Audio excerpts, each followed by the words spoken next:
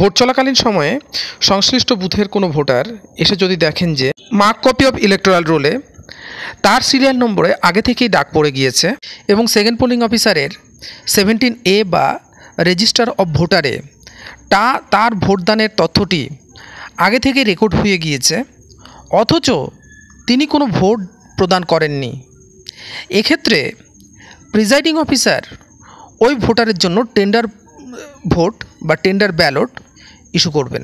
এই পরিস্থিতিতে প্রথমে প্রিজাইডিং অফিসার ওই ভোটারের সত্যতা যাচাই করবেন। এক্ষেত্রে তিনি তার কাছ থেকে এপিক বাদ দিয়ে অন্য কোনো অল্টারনেটিভ ডকুমেন্টস চাইতে পারেন এবং তিনি তাকে কিছু প্রশ্ন করতে পারেন এবং এই প্রশ্নের পরিপ্রেক্ষিতে ইলেকটোরাল রোলের সঙ্গে তার কথার সত্যতা যাচাই করতে পারেন। এইভাবে ওই ভোটারকে যদি সঠিক ভোটার বলে মনে হয় তবে সেক্ষেত্রে প্রিজাইডিং অফিসার টেন্ডার ভোটের ব্যবস্থা করবেন। এক্ষেত্রে প্রিজাইডিং অফিসার প্রথমে 17B ফর্মটি ফিল আপ করবেন। দেখুন আপনাদের সামনে 17B ফর্মটি দেখানোর চেষ্টা করছি। দেখুন 17B বা লিস্ট অফ টেন্ডার ভোটস, এই ফর্মটির শুরুতেই রয়েছে election to the dash from the dash constituency. এখানে লোকসভা ভোটের ক্ষেত্রে হাউস অফ পিপল আর বিধানসভা ভোটের ক্ষেত্রে অ্যাসেম্বলি কনস্টিটিউয়েন্সি। তার পাশাপাশি পরের ব্ল্যাঙ্কে লিখবেন লোকসভা কেন্দ্রের নম্বর এবং নাম। তারপর দেখুন রয়েছে নং and name of polling station, অর্থাৎ পোলিং স্টেশনের নাম্বার এবং নামটা দিতে হবে। এরপর দেখুন রয়েছে part number of electoral role, অর্থাৎ ইলেকটোরাল রোলের পার্ট নম্বরটি এখানে দিতে হবে, অর্থাৎ পোলিং স্টেশনের নাম্বার ইলেকটোরাল রোলের পার্ট নাম্বার একই। এরপর 17B এর মূল অংশে প্রথমে আছে দেখুন সিরিয়াল নাম্বার, এখানে সিরিয়াল নাম্বারটি দিতে হবে। তারপর নেম অফ ইলেক্টর, অর্থাৎ ওই ভোটারের নাম।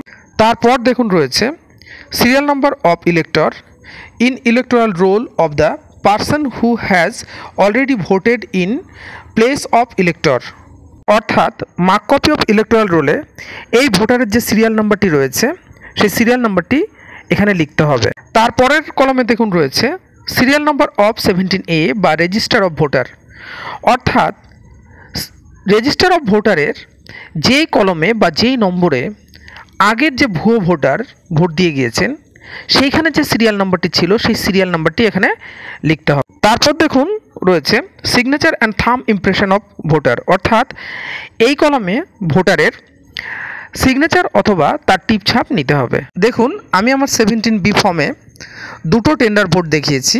17B ফর্মের একেবারে নিচে প্রিজাইডিং অফিসার সই করবেন, ডেট দেবেন এবং প্লেস দেবেন, তার পাশাপাশি ডিস্টিংগুইশিং মার্কসটি দিয়ে দেবেন। 17B ফর্মটি ফিল আপ করার পর প্রিজাইডিং অফিসার ওই ভোটারের জন্য টেন্ডার ব্যালট পেপার ইস্যু করবেন। এক্ষেত্রে তিনি প্রথমে টেন্ডার ব্যালট পেপারে যদি টেন্ডার ব্যালট শব্দটি লেখা না থাকে তবে সেক্ষেত্রে তিনি এই টেন্ডার ব্যালটের পেছনে একেবারে ওপরের দিকে তিনি টেন্ডার ব্যালট এই শব্দটি লিখবেন, তার পাশাপাশি তিনি সেখানে পুরো সই করবেন এবং ডেট দেবেন এবং একটি ডিস্টিংগুইশিং মার্কস দিয়ে দেবেন। এইভাবে টেন্ডার ব্যালটটি ইস্যু করার পর প্রিজাইডিং অফিসার টেন্ডার ব্যালটটিকে ডবল ফোল্ড করে বা ভাঁজ করে ওই ভোটারের হাতে টেন্ডার ব্যালটটি তুলে দেবেন। তার পাশাপাশি দুই দিকে কালি লাগানো একটি অ্যারো ক্রস মার্ক ভোটারকে দিয়ে দেবেন। এভাবে ভোটার টেন্ডার ব্যালট পেপার এবং অ্যারো ক্রস মার্কটি সংগ্রহ করে সেকেন্ড পোলিং অফিসারের কাছে যাবেন এবং তার বাঁ হাতের তর্জনী আঙুলে অমোচনীয় কালির চিহ্ন দেবেন। এক্ষেত্রে একটি বিষয় মাথায় রাখতে হবে যে টেন্ডার ভোটের ক্ষেত্রে কোনো মতেই 17A-তে টেন্ডার ভোটের তথ্য নথিভুক্ত করা যাবে না।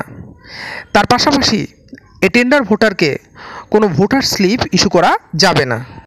থার্ড পোলিং অফিসার একটি বিষয় লক্ষ্য রাখবেন যাতে এক্ষেত্রে ইভিএমে কোনো ব্যালট যাতে ইস্যু না করা থাকে, কারণ এই ভোটার কোনো মতেই কিন্তু ইভিএমে ভোট দেবেন না, তিনি টেন্ডার ব্যালটের মাধ্যমেই ভোট দেবেন। যাই হোক, এইভাবে ভোটার ভোটদান কক্ষে গিয়ে টেন্ডার ব্যালটের মাধ্যমে তার ভোটটি প্রদান করার পর টেন্ডার ব্যালট পেপারটি ভাঁজ অবস্থাতেই প্রিজাইডিং অফিসারের কাছে এনে জমা দেবেন।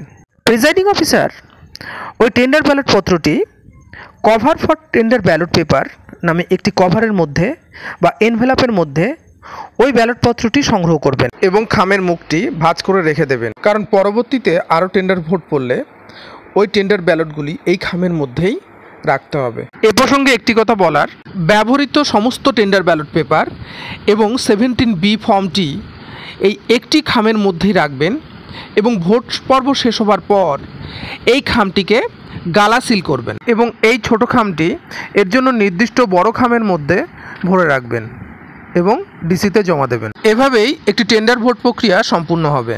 ভোট সম্বন্ধীয় সমস্ত ভিডিওই আমার চ্যানেলে করা আছে, আপনারা আমার চ্যানেল ভিজিট করে দেখে নিতে পারেন।